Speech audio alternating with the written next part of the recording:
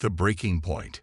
Commander Sarah Chen stood motionless on the observation deck of the Earth diplomatic vessel Olive Branch, her fingers gripping the railing until her knuckles turned white.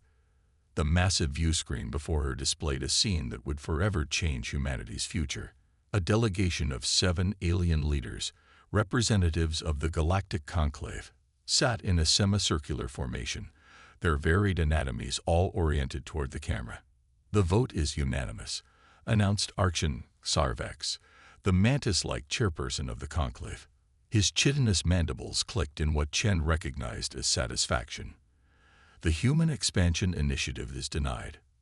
Furthermore, due to concerning patterns in human behavior, all human vessels are restricted to their home system until further review. "Arkshan, we've complied with every regulation," Chen said, fighting to keep her voice level. "We've shared our culture, our scientific discoveries. What possible reason could justify this restriction?" Her fixed compound eyes reflected the light coldly. "Your species designs recreational simulations centered around warfare. Your literature glorifies conflict. Even your greeting ceremonies involve the collision of drinking vessels. You are, by your very nature, dangerous." Ambassador Rodriguez stepped forward beside Chen.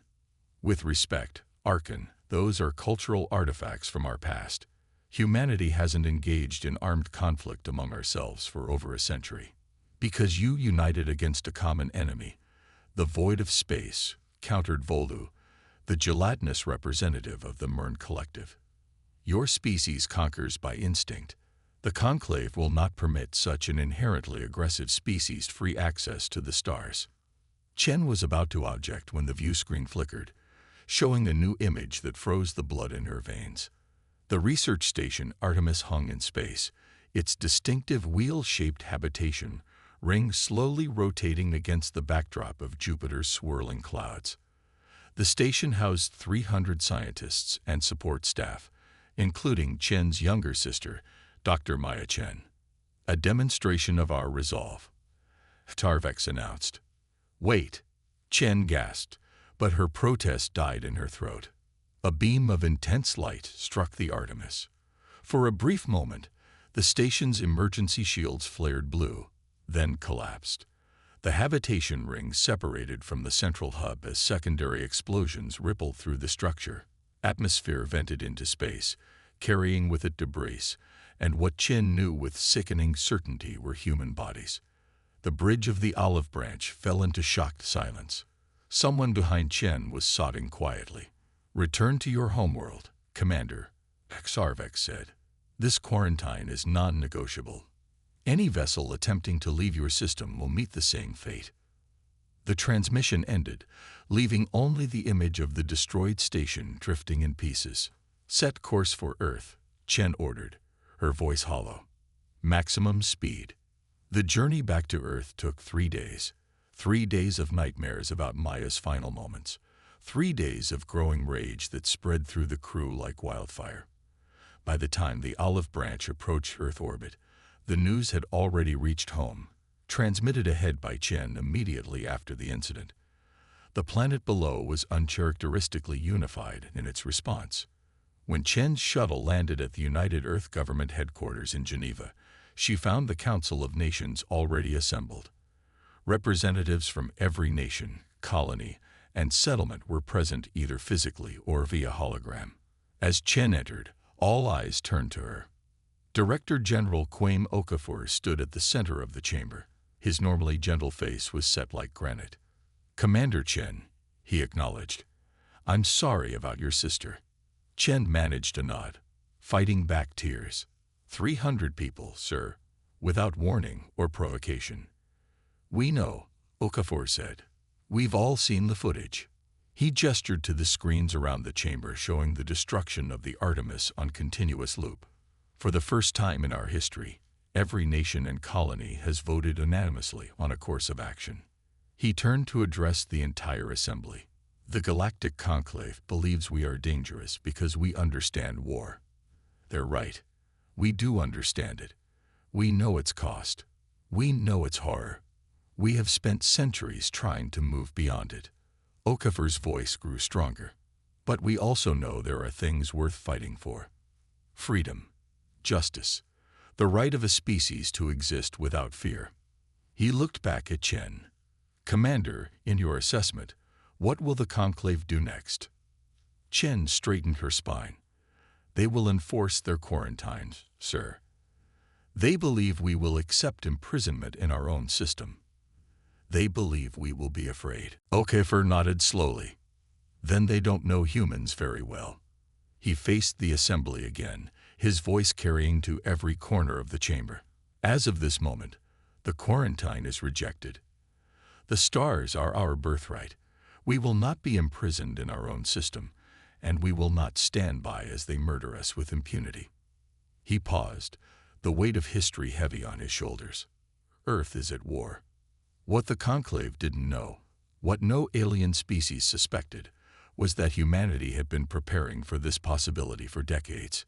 Deep beneath the surface of Mars, engineer Dr. Elijah Kimura led Commander Chen through a massive underground hangar. Row upon row of warships stood in perfect formation, vessels unlike the civilian and scientific craft that Earth had shown to the galaxy. How long has this been here? Chen asked, her voice echoing in the cavernous space. 20 years, Kimura answered. Ever since first contact. The UEG hoped we'd never need them, but they weren't naive. The ships were sleek, angular, and black as night. No external lights, no identifiable markings, nothing like the brightly lit, transparent hulled vessels of the Conclave species.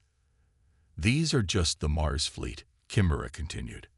There are similar facilities on Europa, Titan, and in the asteroid belt. Over 500 vessels total. Chen stared in disbelief.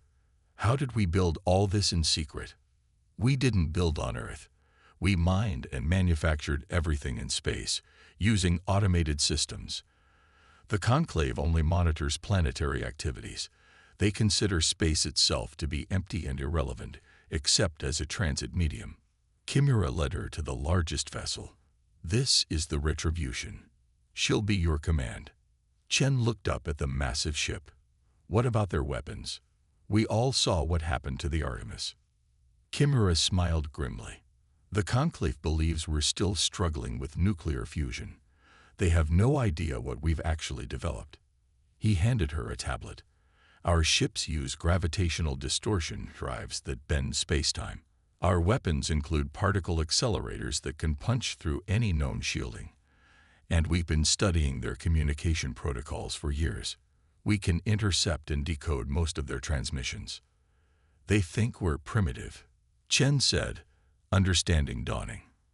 That's our advantage, Kimura confirmed. They expect us to behave like cornered animals, to lash out directly at the blockade they've established around our system. They don't expect strategy. They don't expect us to hit them where they're vulnerable. 3 days later, humanity's counterattack began, not at the blockade, as the Conclave expected, but at their most vulnerable worlds. Using the gravitational drive technology, the Earth fleet bypassed the blockade entirely, appearing without warning in orbit around Sarvex's homeworld, Arcturus Prime. From the bridge of the Retribution, Commander Chen broadcast a message planet-wide. This is Commander Sarah Chen of Earth. Your Conclave attacked an unarmed research station and murdered 300 humans. Your blockade has imprisoned billions. We offered you peace, and you chose war. Surrender your orbital defenses now, or face the consequences. The Arcturian response was immediate. Their orbital defense platforms turned and fired upon the Earth vessels. Their weapons were powerful, designed to destroy ships approaching at sublight speeds along predictable vectors. But the human ships didn't behave as expected. They vanished and reappeared at will, their gravitational drives allowing them to make micro-jumps in three-dimensional space. They're firing where we were, not where we are, Lieutenant Park observed from tactical. They've never fought a war against an adaptable species, Chen replied. Target their defense platforms only. Minimal casualties. The Earth fleet's particle beams cut through the Arcturian defenses like paper. Within 20 minutes, every orbital platform was disabled.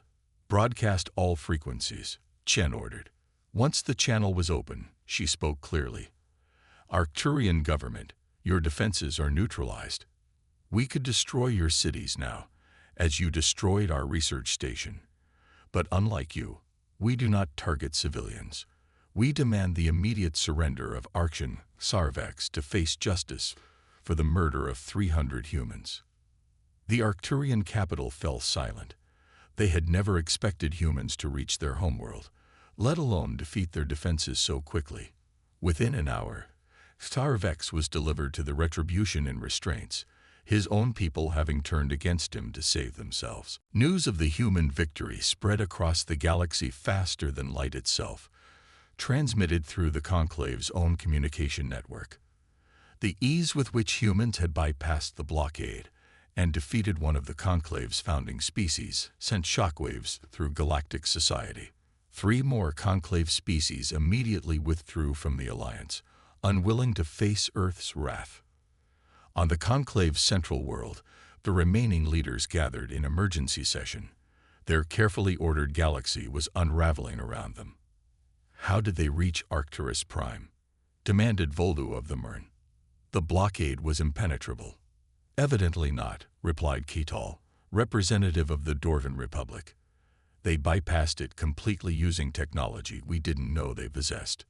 We must unite our fleets, argued General Zax of the Tellarate Imperium.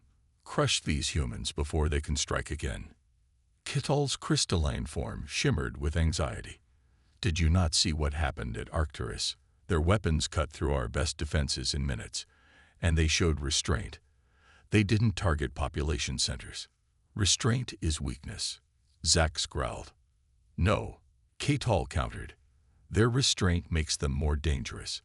They're fighting a targeted war against those who wronged them, not against our species as a whole. Our people are already questioning why we attacked their research station in the first place. As the Conclave argued, 50 more Earth vessels appeared in systems throughout the galaxy, not to attack, but to broadcast the truth, footage of the unprovoked destruction of the Artemis, followed by an offer. Neutrality would be respected, but any world that supported the blockade of Earth would face the same precision strikes as Arcturus Prime. The galaxy, which had known only the Conclave's enforced peace for millennia, began to fracture. Turning the tide. Admiral Sarah Chen, promoted after the success of Operation Retribution, stood on the bridge of the flagship Defiance, watching tactical displays showing the movements of Conclave forces throughout the galaxy. It had been 3 months since the war began, and the initial human offensive had slowed as the remaining Conclave powers consolidated their forces. They're adapting to our tactics, observed General Miguel Rodriguez, now Chen's second-in-command. The Tellarites have modified their shields to withstand our particle beams. Chen nodded. We expected that. Are the Phase 2 weapons ready? Dr. Kimura reports they're online and calibrated, Rodriguez confirmed. But the Tellarites have gathered their entire fleet at Proxima Station. Over 300 vessels, heavily armed. They're preparing for a counterattack, Chen said. They think they've figured us out, that their superior numbers will overwhelm us. She tapped the display, highlighting a sector of space near the Tellarate fleet.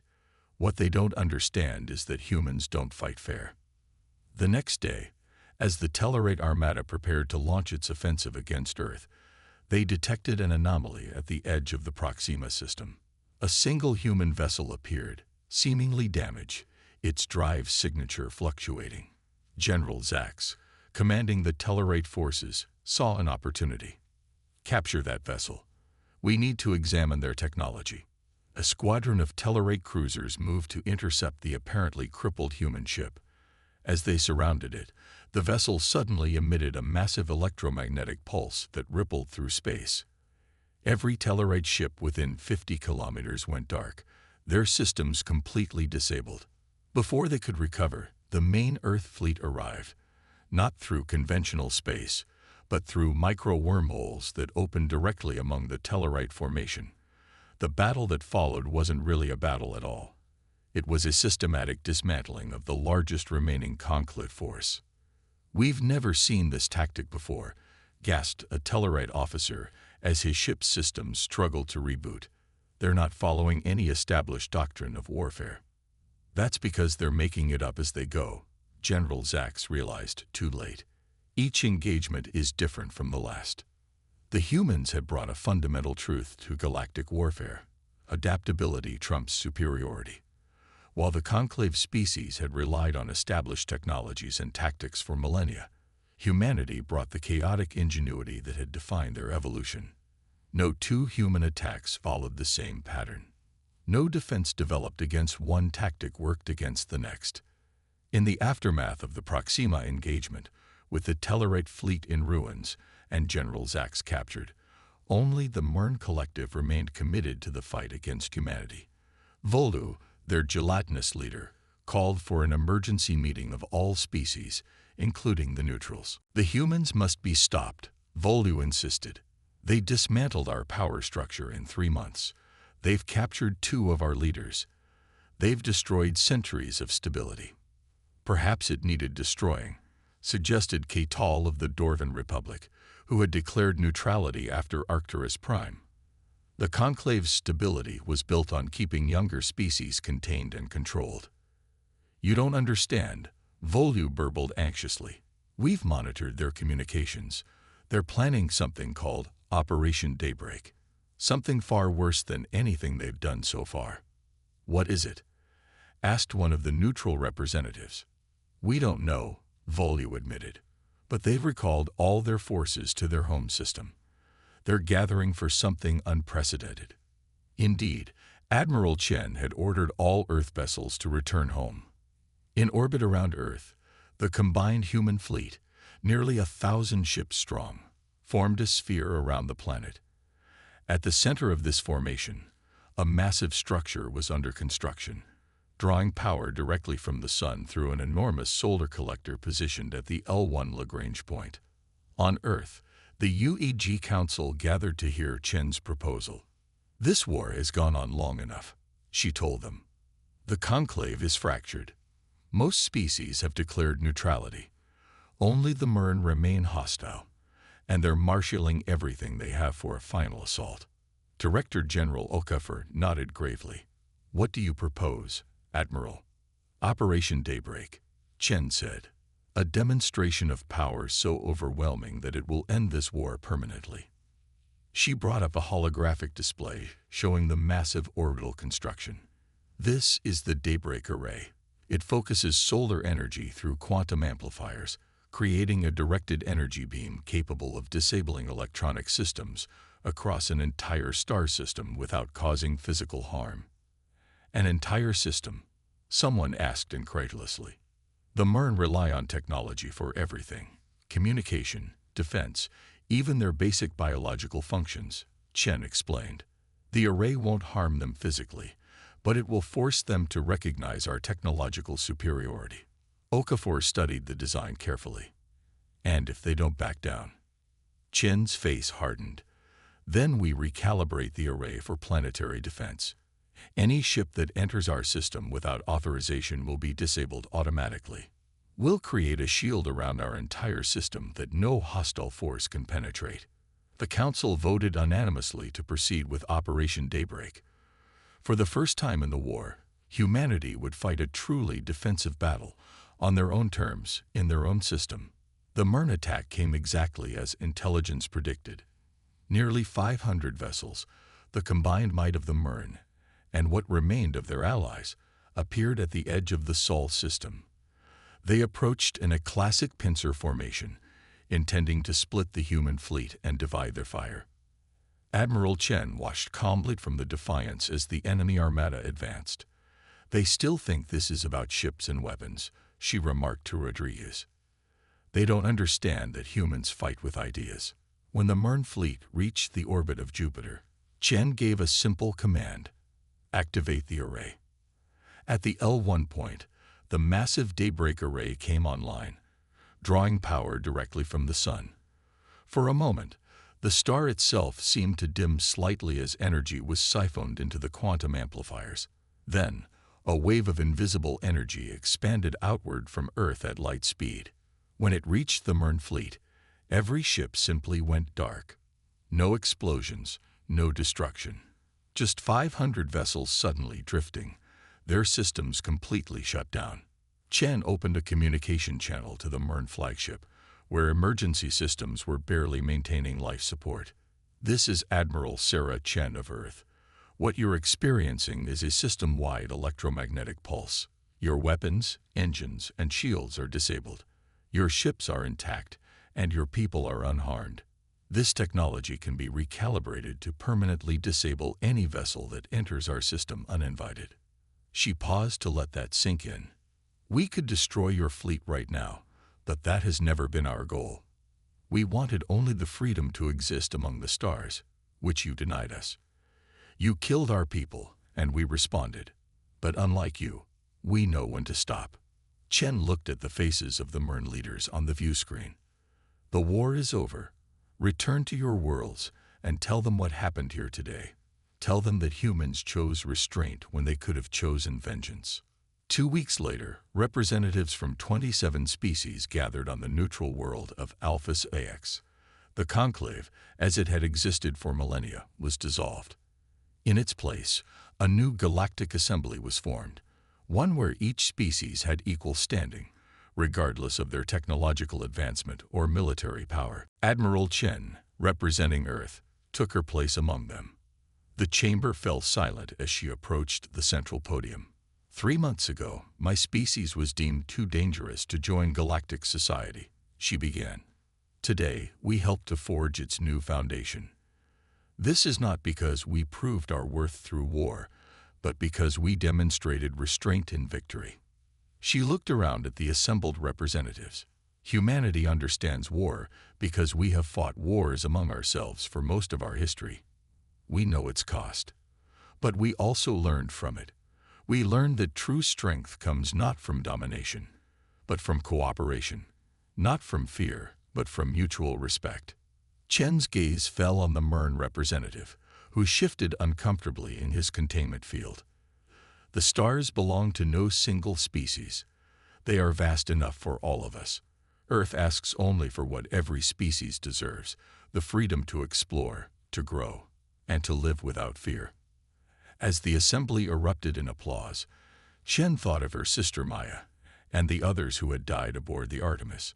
Their deaths had ignited a war, but their legacy would be peace. A peace built not on the suppression of dangerous species, but on the recognition that the greatest danger comes from fear itself. When humanity chose war, the galaxy learned that humans could be formidable enemies. But when humanity chose peace, the galaxy discovered that humans could be even more valuable allies. And across the stars, a new era began.